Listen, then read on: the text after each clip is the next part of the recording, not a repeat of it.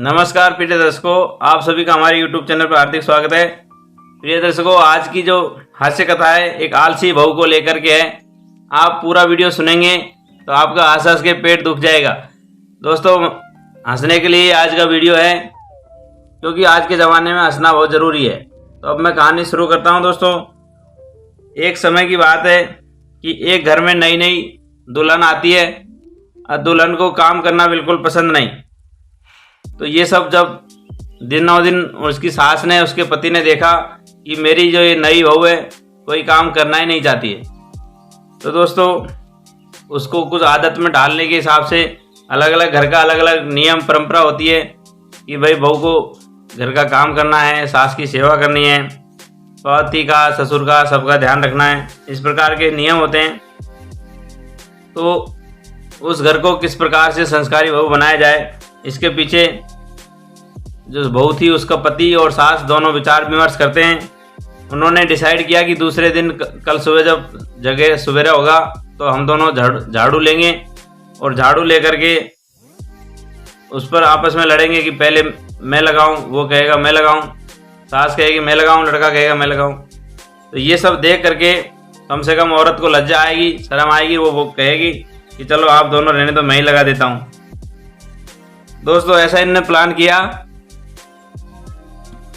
दूसरे दिन सवेरा होता है तो उन्होंने वही योजना के अनुसार नाटक किया। पति कहता है कि झाड़ू मैं लगाऊं, सास कहती है कि झाड़ू मैं लगाऊं। ये सारा माजरा वो बहू बैठी बैठी देख रही थी। अब बहू तो पढ़ी लिखी, अभिमानी, घमंडी थी, उसको काम करना नहीं। और जो मक्कार लोग होते हैं उनके पास काम नहीं करने के भी हजार बहाने होते हैं। बहू कहने लगी कि आप दोनों इस प्रकार से क्यों झगड़ रहे हो, आज तुम लगा लीजिए, कल ये लगा लेगी सास माता जी। इस प्रकार की उसने प्लान तैयार कर दिया। दोनों ने झाड़ू वहीं फेंका और माथा पीट लिया कि देखो हमारा योजना तो क्या था और परिणाम क्या निकला। उसके बाद अभिमानी बहू कहती है कि देखो, पति से कह रही है मैंने तुम्हारे चक्कर में मेरे माँ बाप छोड़े हैं, मेरा घर परिवार छोड़ा है। तो पति कहने लगा ये तो सब दुनिया ही करती है, सब जगत में ऐसा ही होता आया है।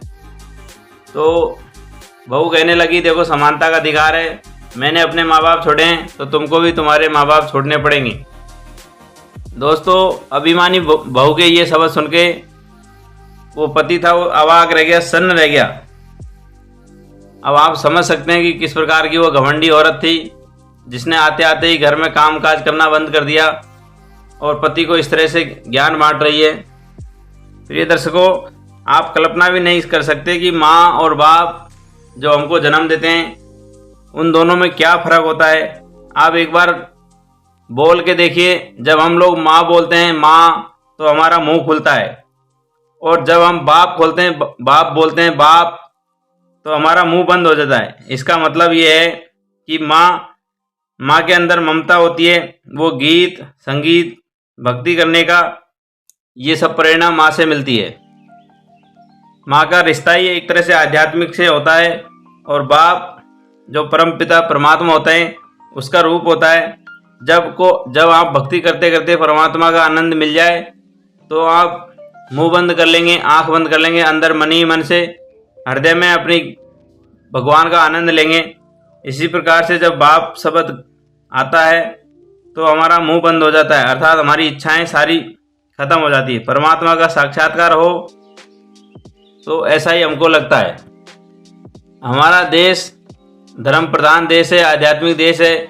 यहाँ आप कल्पना कर सकते हैं कि देखो किस प्रकार से हम नदियों को माता मानते हैं, गंगा माता, यमुना माता, नर्मदा, कावेरी।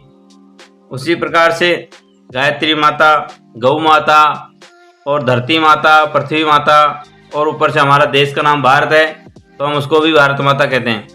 प्रिय दर्शकों, आपने कभी ये नहीं सुना होगा कि चीन माता की जय या जापान माता की जय। ये हमारा ही देश है जो भक्ति प्रधान देश है। यहाँ पे कहा जाता है कि यत्र नार्यस्तु पूजन्ते रमन्ते तत्र देवता। तो ये जो गीता, गायत्री, गौ, इन सबको नारी स्वरूप माना है, नदियों को स्त्रीलिंग में माना गया है। और कहते हैं कि जहाँ मनुस्मृति में कहा गया है जहाँ स्त्रियों की पूजा होती है, नारियों का सम्मान होता है, वहीं पे देवता निवास करते हैं। थैंक यू दोस्तों, इस वीडियो में इतना ही। वीडियो अच्छा लगा हो तो चैनल को सब्सक्राइब कर ले, बेल आइकन को प्रेस कर ले। सभी को राधे राधे।